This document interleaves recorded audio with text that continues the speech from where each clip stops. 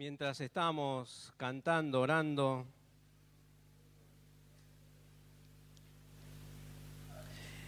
escuchando lo que se hablaba, ¿cuál fue el libro que más se mencionó? Por lo menos 2 veces, 3 veces. ¿Qué libro se mencionó? Estuvimos todos en el mismo lugar. ¿Cuál? Habacuc. Habacuc, ¿no? ¿A que no saben de quién voy a hablar? Y eso que no hablé con ninguno de los anteriores estos días. Estarán todos, o por lo menos los que les interesa o le prestan atención a la actualidad, estarán de acuerdo conmigo en que esta fue una semana movida, ¿no es cierto? Una semana atípica, significativa, que marcó un quiebre con respecto a lo que se venía viviendo en el país. Y el lunes a la noche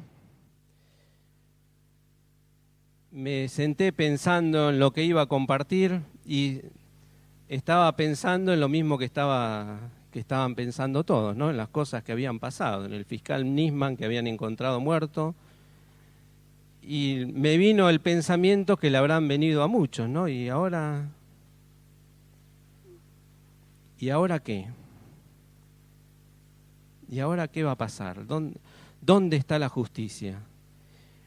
Y pensando un poco en esto, me vino el pasaje este que compartía José eso está hacia el final de Habacuc. Les voy a pedir que busquen el profeta Habacuc, que está en el Antiguo Testamento. Es conocido como uno de los profetas menores, no porque sea poco importante lo que haya escrito, sino porque escribió poco, ¿no? En comparación, por ejemplo, con Isaías, que escribió 66 capítulos, o que después se subdividió en 66 partes. El libro o lo que escribió Habacuc son 3 capítulos. Se leen, les animo a que cada uno lo pueda leer completo en su casa, porque para entender el final o para que los últimos versículos tengan un marco apropiado, los podamos comprender cabalmente, necesitamos conocer todo lo anterior. Necesitamos leerlo del principio. ¿Por qué es que Habacuc termina su libro de esa forma? Y arrancamos del principio, y mientras leía los primeros versículos, digo una cosa más allá de que Habacuc sea un libro muy poco conocido, quizá algunos nunca lo leyeron, hay algunas frases, algunos versículos, por lo menos 2 o 3, que menciona Habacuc que tienen vigencia hoy en día, ¿no? El pasaje, nosotros solemos decir, y a veces no sabemos, no tenemos idea dónde está, una de las frases más comunes y que nos alentamos mutuamente, solemos decirnos: el justo por la fe vivirá. ¿Saben quién lo dijo? Habacuc lo dijo. Lo escribió en el capítulo 2. Pero a pesar de que tiene ese final tan glorioso, el inicio del libro de Habacuc parece que lo hubiese escrito el lunes a la noche, con toda la situación que se estaba viviendo en el país, en nuestra sociedad, a raíz de la muerte de Nisman. Si me siguen, yo tengo la versión Reina Valera, que es la que tiene la mayoría.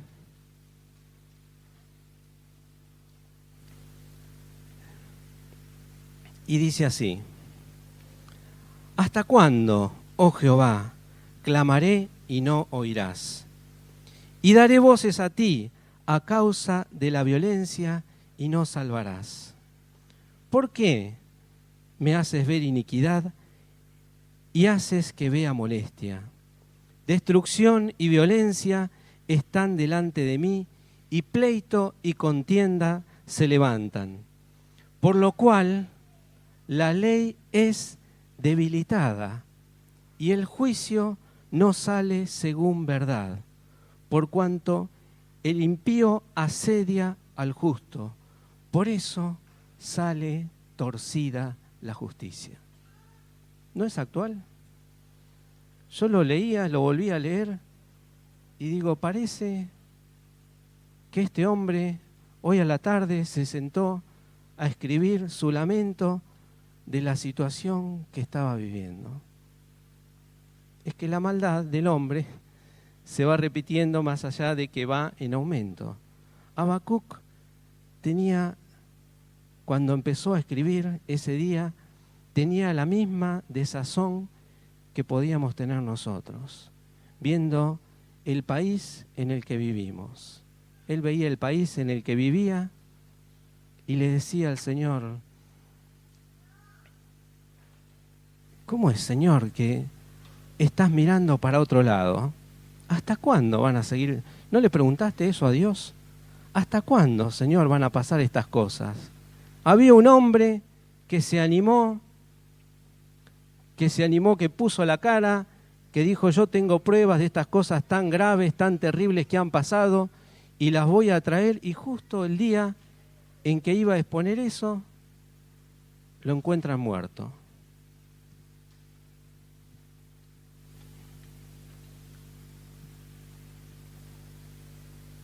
Pareciera que se salieron con la suya, que no hay justicia. Más allá de quién sea el culpable, la sensación general que tenemos todos, o que tenía Habacuc, es esta falta de justicia, este prevalecimiento de la maldad, esta sensación de que no hay quien nos pueda ayudar, no hay quien nos pueda salvar. Y Habacuc le expresa al Señor esta queja, este lamento. Y digo, es lícito. Y a Dios no le parece mal. Dios no se ofende, no se molesta, no castiga al que le presenta delante de él su queja. Si tenés alguna situación que te inquieta, una injusticia que no entendés, algo terrible que entendés que te ha pasado, está bien volcarte delante de Dios, como lo hizo Habacuc. Después vamos a ver que hay algún componente más, pero en principio es esto. Está bien expresar delante de Dios nuestra desazón, nuestro lamento, nuestra incertidumbre, nuestra queja, también nuestro reclamo, si lo queremos expresar en un lenguaje actual. Habacuc le está diciendo, ¿por qué me haces ver iniquidad? ¿Por qué haces estas cosas, Señor? Versículo 5. Mirad entre las naciones y ved y asombraos, porque haré una obra en vuestros días que aun cuando se os contare no la creeréis. Porque he aquí yo levanto a los caldeos, nación cruel y presurosa, que camina por la anchura de la tierra para poseer las moradas ajenas. Formidable es y terrible. De ella misma procede su justicia y su dignidad. Sus caballos serán más ligeros que leopardos y más feroces que lobos nocturnos, y sus jinetes se multiplicarán. Vendrán de lejos sus jinetes y volarán como águilas que se apresuran a devorar. Toda ella vendrá a la presa, el terror va delante de ella, y recogerá cautivos como arena. Escarnecerá a los reyes, y de los príncipes hará burla. Se reirá de toda fortaleza, y levantará terraplén y la tomará. Luego pasará como el huracán, y ofenderá, atribuyendo su fuerza a su Dios. En esta queja, en este lamento que presenta Habacuc, Dios le dice algo. Ahora, esto que le dice Dios no era precisamente para tranquilizarlo, parece, ¿no? Dice, mira, las cosas se van a poner peor todavía. Hay una nación que se va a levantar, que yo le voy a dar poder, yo le voy a dar libertad para que haga cosas y va a ser desastre. Va a destruir todo a su paso. va a ser fuerte, va a hacer las cosas rápido, va a arrasar y encima de todo se la va a creer. Encima de todo van a pensar que es por la habilidad que ellos tienen que hacen todo esto. Entonces Habacuc, versículo 12, lo interrumpe al Señor y le sigue haciendo su reclamo. Y le dice, versículo 12, ¿no eres tú desde el principio, oh Jehová, Dios mío, santo mío? No moriremos, oh Jehová, para juicio lo pusiste, y tú, oh roca, lo fundaste para castigar. Muy limpio eres de ojos para ver el mal, ni puedes ver el agravio. ¿Por qué, pues, a los menospreciadores? ¿Por qué ves a los menospreciadores y callas cuando destruye el impío al que es más justo que él? Y haces que sean los hombres como los peces del mar, como los reptiles que no tienen quien los gobierne. Señor, ¿por qué estás mirando para otro lado? ¿Por qué permitís que todo esto pase? Vos que sos tan justo, vos que sos santo, vos que no resistís la maldad. ¿Cómo es? ¿Que está la maldad delante tuyo? ¿Que está este que hace males? Se la cree que es por su propia viveza que hace estas cosas y vos no haces nada. ¿Por qué tolerás al cruel? ¿Por qué le das las cosas servidas en bandeja? Si se aprovechan del desgobierno en el que vivimos para hacer sus maldades. ¿No se te vino esta idea a la cabeza? ¿No se te vino este pensamiento? ¿No se te vino el reclamo al Señor? Y sigue describiendo a los malos. Sacará, versículo 15, sacará a todos con anzuelo, los recogerá en su red y los juntará en sus mallas, por lo cual se alegrará y se regocijará. Por esto hará sacrificios a su red y ofrecerá sahumerios a sus mallas, porque con ellas engordó su porción y engrasó su comida. Vaciará por esto su red y no tendrá piedad de aniquilar naciones continuamente. Estos versículos amplían se la va a creer de los versículos anteriores. Esta gente malvada, en su bienestar, en su vida próspera, en su poderío, le van a adjudicar ese bienestar que tienen a su viveza. Y luego, ignorando que en realidad lo que se está ejecutando es un plan de Dios, porque Dios dice al principio que Él va a levantar esta nación, dice acá que van a seguir haciendo maldades. Dios le advierte lo que viene.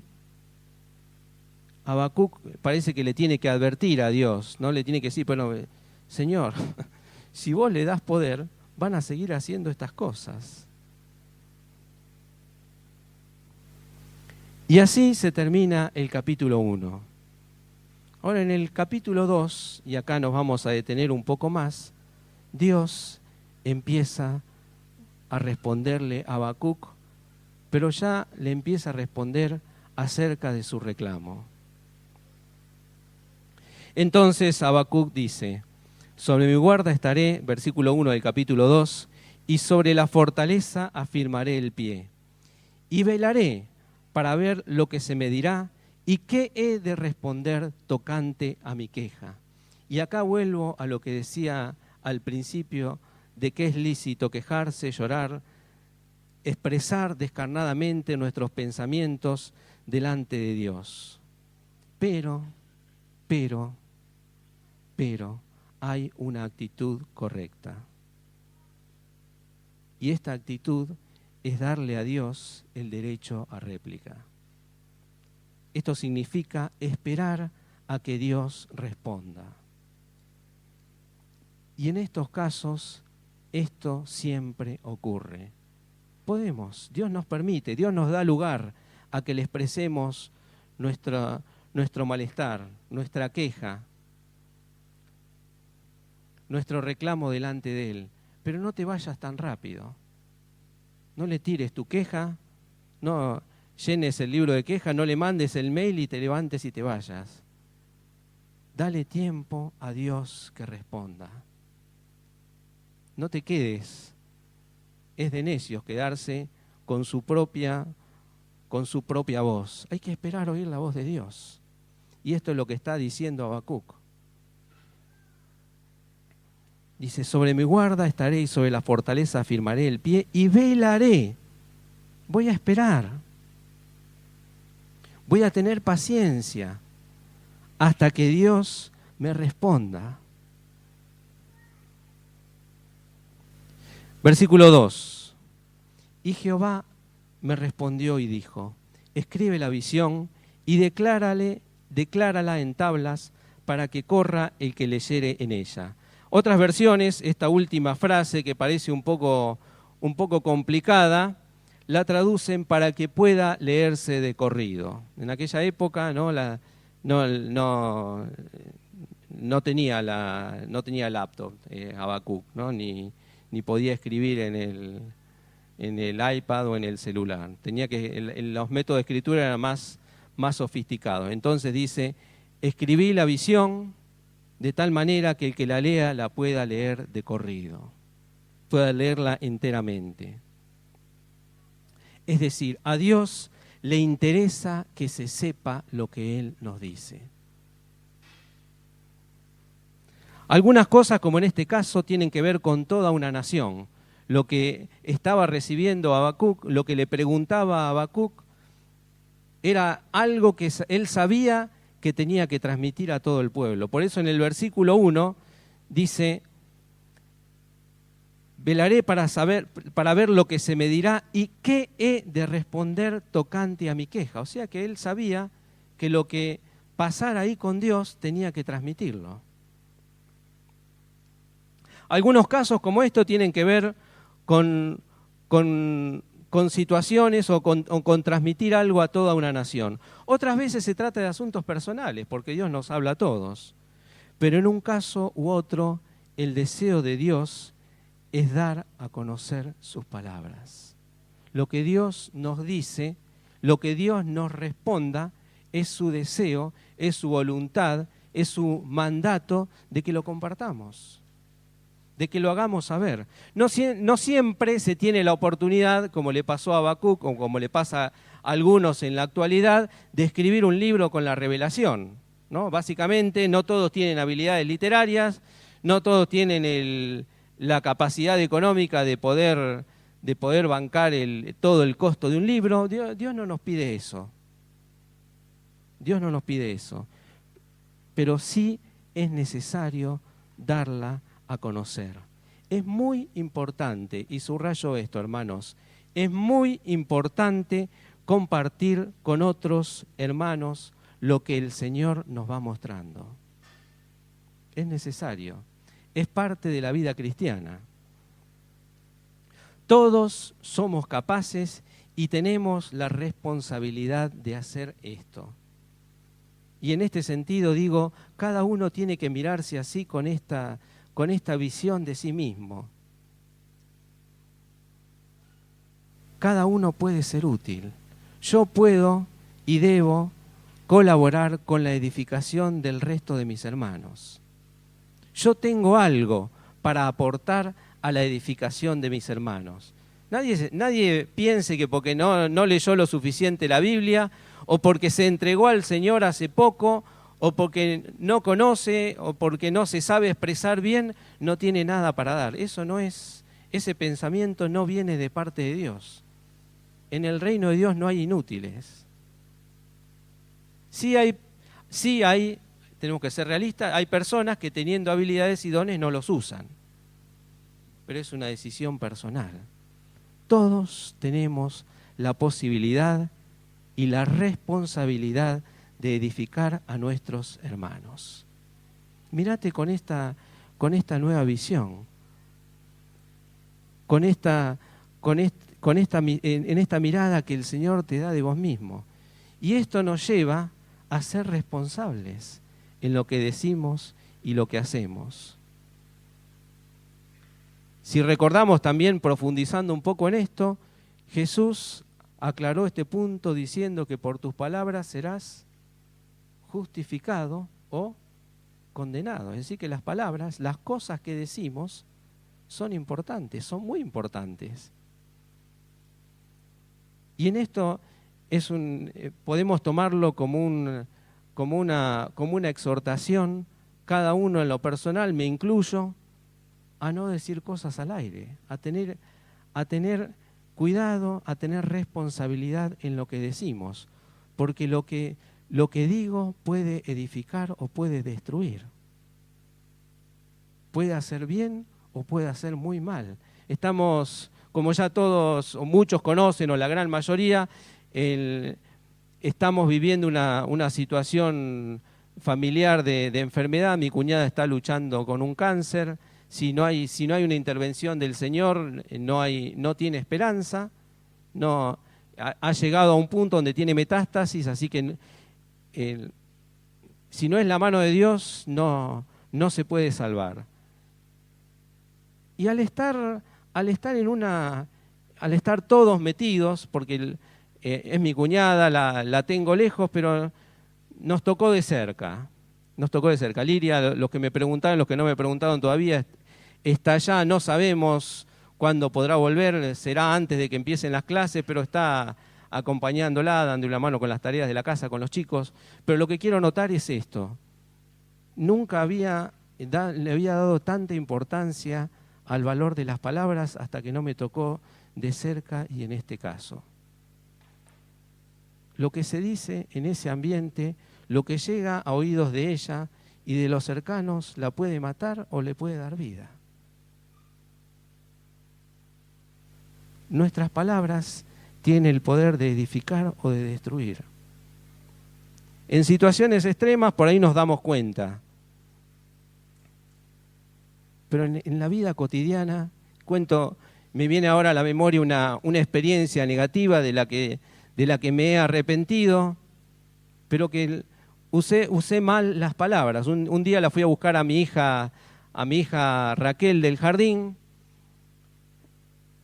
y ahí mientras la estaba esperando, hice un chiste acerca de que había hablado mucho. Dije, se lo pasó hablando todo el día, ¿no? Le dije a la señorita como para hacerme el gracioso, ¿no? Y después cuando volvía con ella caminando a la casa, ella que siempre venía saltando, de buen ánimo, venía así cabizbaja. Le digo, ¿pero qué te pasa? No, pues lo que pasa es que vos dijiste que yo me la paso hablando todo el tiempo, y yo no la paso hablando todo el tiempo. Yo le hago caso a la seño cuando me habla. Nuestras palabras pueden hacer bien o pueden matar. Yo le estoy inmensamente agradecido al Señor de que al poco tiempo, a los pocos minutos, me pude dar cuenta, pero pude haber creado en la chica una herida que le iba a acarrear por muchos años. Tengamos conciencia de lo que decimos, por un lado, y por otro lado, animémonos a compartir lo que el Señor nos va mostrando, nos va diciendo, porque puedo ayudar a otros, porque además de lo que escucho de otros, yo mismo me edifico. Básicamente, esto es lo que estamos redescubriendo en las reuniones que solemos tener con AFIF, ¿no es cierto? Más allá del tema en sí que se comparte, que a todos nos ayuda, la mecánica esta de juntarnos, de leer los versículos, ir compartiendo y orando lo que el Señor nos va hablando, esa es la obra, esa es la tarea. Esta semana no la tengo a mi señora para juntarme a orar por ella, a orar junto con ella. Así que me empecé a juntar con mi mamá. Mi mamá la tengo adelante, me cocina, me lava la ropa, así que bueno, algún tiempo tengo que pasar con ella, ¿no? Así que acordamos, bueno, nos vamos a juntar, mami, vamos a leer. Así que leemos en este ambiente, leemos los versículos, vamos compartiendo los pensamientos. Algunos versículos no nos dicen nada, bueno, los pasamos por alto. En algunos me a mí me resalta algo, a ella no, y a otras veces pasa que a ella sí y a mí no. Y en esta semana estábamos en esto orando y charlando, y entonces ella se le ocurre hacer una oración, orando específicamente por Claudia. Y dice: Señor, yo te ruego de que ella envejezca y se muera de vieja, o algo así, o que vea crecer. Y digo, a mí eso me pegó. Digo, tengo que orar en ese sentido. Lo que los demás nos comparten, nos van marcando qué es lo que tenemos que hacer en la vida, hacia dónde nos tenemos que dirigir. Habacuc, volviendo a esto de compartir, de expresar, de mostrarles a otros, de declararle a los otros lo que el Señor nos está hablando, no tenía la menor idea de que sus escritos serían leídos en todo el mundo aún miles de años después de su muerte. Él simplemente obedeció. Le escribió en tablas, como el Señor le dijo, le escribió con sus propias palabras. Tampoco tenés que, cuando le contás algo a los demás, no tenés que devanarte los sesos buscando alguna explicación complicada o palabras que ni siquiera, así como te salen. Habacuc hizo así como le salió, así lo expresó. Sigue hablando el Señor, y ya vamos cerrando.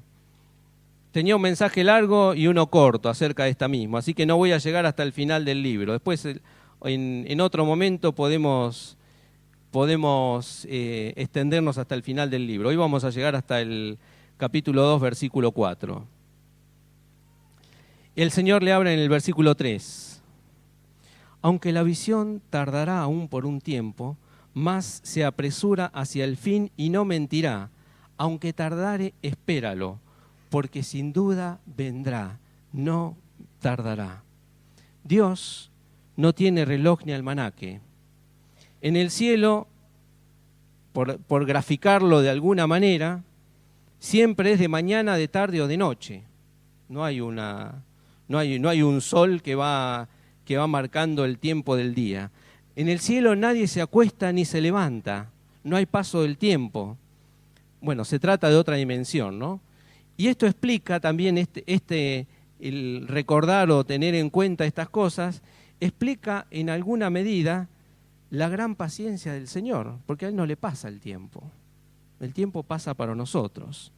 Nosotros, como somos finitos, como sí tenemos tiempo, y el paso del tiempo se hace visible, ¿no es cierto? Aunque no hagamos nada, si nos miramos hoy en el espejo y sacamos una foto de hace unos años atrás, nos damos cuenta de que el tiempo pasó, ¿no es cierto? Para nosotros el paso del tiempo sí nos afecta, sí tenemos tiempo. Y luchamos en esta vida contra las consecuencias de esta limitación, ¿no? Que si le ponemos nombre son impaciencia y la hija de la impaciencia que viene a ser la ansiedad. Por eso Dios le aclara a Habacuc que no se cree falsas expectativas y a la vez que no se desanime en el camino, sino que espere el tiempo del cumplimiento. Dice la visión, Habacuc, la visión por ahí va a tardar. No es que te levantás de orar y a la semana o al mes ya van a estar las cosas. Por ahí va a tardar, pero espérala porque va a ocurrir. ¿Recibiste en algún momento una palabra o una inquietud de Dios que todavía no se cumplió? Y al estar hablando de una palabra o una inquietud, no necesariamente tiene que ser algo que yo pueda decir que yo lo haya identificado como Dios me dijo. Muchas veces, o en la gran mayoría de las veces, esos deseos que solemos tener desde la niñez, esas ganas de hacer algo, son estas cosas que Dios pone, son esto que Dios quiere que nosotros hagamos. Esto es una palabra, una promesa de Dios. Si todavía algo de eso no se cumplió, Espéralo. Volvé a sacarle el polvo. Volvé a recordarlo. Volvé a perseverar en la oración que alguna vez hiciste sobre eso, porque se va a cumplir. A Habacuc Dios le dijo así. Por ahí tarda. Va a tardar un tiempo. No dijo por ahí. Dijo, va a tardar. Aunque tardare, no va a dejar de cumplirse. Las cosas que Dios nos ha dicho, las promesas que Dios nos ha dicho, los proyectos que Dios nos ha mostrado, si nos metemos en ellos, si los buscamos, van a ocurrir. Amén. Decile al que está cerca tuyo. Las cosas que Dios te ha dicho van a ocurrir. Las cosas que Dios te ha dicho van a ocurrir.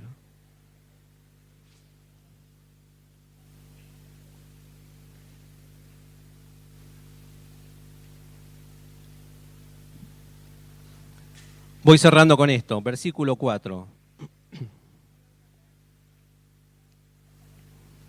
He aquí que aquel cuya alma no es recta se enorgullece, mas el justo por la fe vivirá.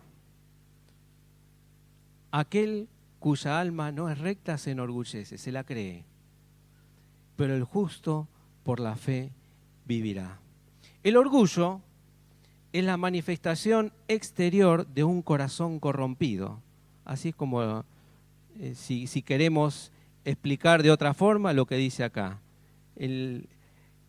Aquel cuya alma no es recta se enorgullece. Cuando hay un corazón corrompido, la exteriorización o la muestra de esto es el orgullo. Ahora, esta postura de orgullo, de que nosotros los cristianos sabemos que no la tenemos que tener, que Dios resiste a los soberbios, es algo propio del ser humano, es algo propio, más que del ser humano, es propio del hombre caído. Y tiene muchas manifestaciones. Algunas son más notorias que otras, es decir, todos, y al hablar de todo hablo del 100%, no, todos luchamos contra esto. Todos luchamos contra el orgullo. Algunas personas son repulsivas por su arrogancia, por el engreimiento que tienen, ¿no? que nadie los quiere tener cerca. Otros, que son más simpáticos, hacen uso de sus habilidades diplomáticas para no ir al choque, pero del mismo modo que los anteriores no están dispuestos a negociar. También esa idea, ese concepto que tienen firme, no se los va a sacar nadie. Es el mismo orgullo que algunos lo manifiestan de una forma frontal, los otros lo esconden de alguna manera, pero en el fondo es lo mismo. Entre los dos extremos hay una postura inflexible, decidida a no aceptar otra visión fuera de la propia. La fe, si bien requiere la sencillez de un niño, no es de ninguna manera una postura de negación de la realidad, de ingenuidad, de ignorancia o de insensatez.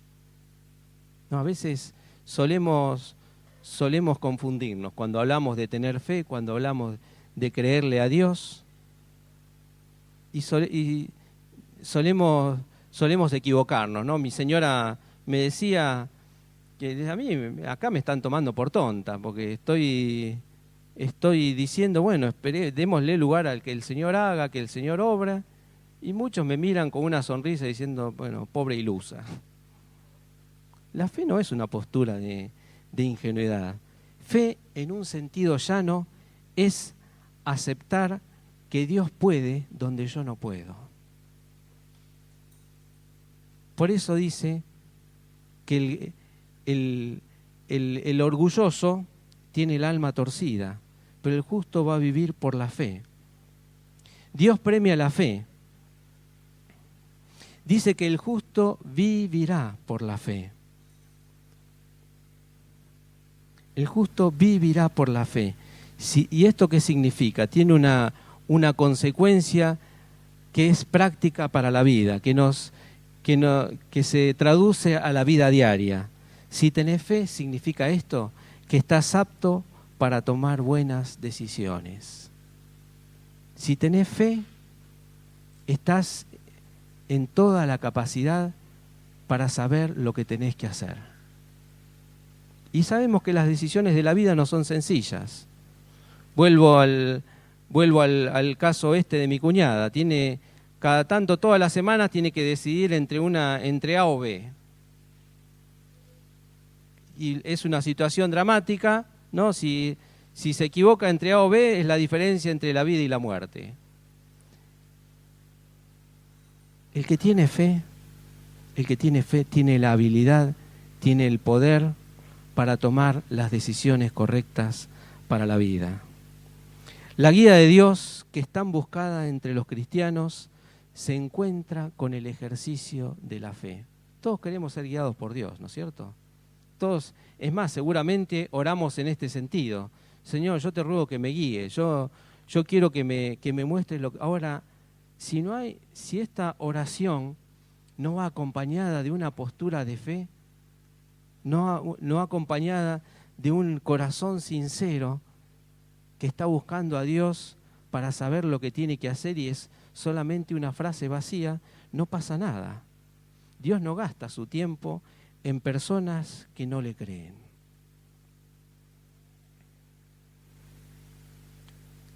En Lucas, Jesús le dice a los discípulos, a ustedes les es dado conocer los misterios del reino de Dios, ¿no? Porque le preguntan a Jesús, ¿por qué, Señor, las es difícil? Porque en vez de explicarnos las cosas así sencillamente, te pones a contarnos historias, nos contás parábolas. ¿Por qué no decís concretamente qué es lo que nos querés enseñar? ¿No? Ahí se está refiriendo específicamente a la parábola del sembrador. Pero, Señor, si vos nos querés decir de que hay algunos que son más duros que otros para recibir la palabra de Dios y que vos querés que nosotros estemos entre los que son abiertos para... ¿Por qué la complicás? Dice, contando una historia del hombre que salió a sembrar y Jesús les dice, a ustedes les es dado a conocer los misterios del reino, pero a los otros por parábolas, para que viendo no vean y oyendo no entiendan. Al que no le interesa, al que no tiene fe, al que no está dispuesto a creer, Dios no gasta pólvora en chimango. Dios se las hace difícil. Entonces vuelvo a lo anterior. Si queremos la guía de Dios, necesitamos buscarla con fe, con un corazón abierto, con un corazón decidido a aceptar lo que Él nos tiene para decir y quiere que hagamos. Con esto no quiero decir que Dios no perdona nuestra incredulidad. A veces, y tenemos que ser sinceros, no siempre creemos, no siempre le creemos a Dios. ¿No? Muchas veces el Señor nos tiene que reprender porque no le creímos. Dice en Marcos 16:14, dice que Jesús, después de haber resucitado, incluso después que vino María Magdalena y les contó que había visto al Señor resucitado, no le creyeron, ¿no? Pensaron que era la emoción de ella. Y dice que vino, estando ellos sentados a la mesa, y les reprochó su incredulidad y dureza de corazón, porque no habían creído. Ahora, pero no los deja ahí. No dice, bueno, ya está, entrégueme su carné de cristiano, listo. Después el mismo Evangelio de Marcos cuenta de que después de eso sigue la gran comisión. Los retó, los reprendió, pero Dios les dio otra oportunidad. Si alguna vez no creíste y te diste cuenta que no creíste, Dios te da una nueva oportunidad. Y eso es una inmensa noticia. Cada día tenemos una nueva oportunidad de seguirlo a Él. Y termino diciendo esto, la consecuencia de la fe son decisiones, estilos de vida y acciones. Si vos creés, Dios te va a decir lo que tenés que hacer, pero no se queda solamente en un conocimiento. en algo propio de la mente. Se manifiesta en cosas que tenés que hacer, en postura, en actitudes. Y finalizo contando una historia que ilustra esto último, que la podemos ubicar en cualquier pueblo rural de acá del interior del país, que vive de la agricultura, que vive del campo. Resulta que hubo un tiempo de mucha sequía en un pueblo, y los productores, como todo pueblo del agricultor, cuando no pasa nada en el campo, ahí el pueblo donde vive mi suegro es así: cuando el campo anda mal, el pueblo está chato, nadie construye, todos subsisten esperando que se reactive algo del campo. Acá se ve que pasaba algo así. Había una época de gran sequía, las cosechas no estaban viniendo bien y los dueños de campos se estaban fundiendo, y el pueblo estaba tendiendo a desaparecer. Así que dice la historia que estos, obviamente no es real, ¿no?, pero ilustra esto que quiero contar. Esta gente, todo el pueblo, lo fueron a ver al cura del lugar, ¿no? Se juntaron en la parroquia con el cura y le dijeron: mire, padre, nosotros queremos hacer un trato con Dios. Y es así: si Dios hace que llueva, nosotros vamos a venir a misa todos los días. Dice, la condición es esa: nosotros vamos a empezar a venir a misa, pero usted de su lado asegúrenos de que Dios va a hacer que llueva. Entonces el cura dice: listo, hagamos así, pero les voy a pedir de su parte una condición. Entonces se miran entre ellos, ¿no?, con qué les va a salir el cura, algún aporte para la iglesia. Y le dice: les voy a pedir que tengan fe. Entonces entre ellos se miran: sí, ¿cómo no? Dice: ustedes tienen fe, yo les aseguro, les doy la palabra de que Dios va a hacer que llueva. Bueno, listo. Así que toda la gente, todo el pueblo al día siguiente está en la misa. Participan de la misa, el cielo seguía sin nubes. Bueno, bien, al otro día vuelven a la misa, pasa una semana, la gente en los 7 días, de domingo a domingo, había ido a misa y el cielo seguía como en las épocas anteriores. Bueno, pues ahí no pasó nada en la primera semana, vamos a seguir yendo a misa. Pasa la segunda semana, la tercera semana, pasa el mes, pasan 2 meses, entonces ya en la 9ª semana, después del segundo mes, cuando el cura va hacia la parroquia, ve que lo están esperando ahí los dueños de campo. Mire, padre, usted nos mintió. Usted nos prometió de que si nosotros veníamos todos los días a misa, Dios iba a hacer que lloviera, y nosotros no hemos faltado ni un día a misa. Y uno le muestra una lista, dice: mire, todos los días yo tomaba lista de los que venían, y acá están todos. Todo el pueblo estuvo todos los días. Dígame, ¿dónde está la lluvia? Entonces el cura le dice: claro, pero ¿se acuerdan de que yo les pedí también de parte de ustedes una condición? Que tuvieran fe. ¿Tuvieron fe? Pero por supuesto, padre, ¿cómo? Ahora dice: si tuvieron fe, ¿cómo fue que ninguno de estos días yo vi en la calle a nadie con paraguas? ¿No? Si tenés fe, tu fe se tiene que acompañar con obras. Si estás esperando que Dios haga llover y crees que Dios va a hacer llover, lo menos que podés hacer es salir con paraguas. Es estar preparado para la lluvia. La fe sin una actitud que acompaña no es fe. Nuestra fe se tiene que manifestar en este modo de vida, acompañando lo que le estamos pidiendo a Dios que haga. Amén.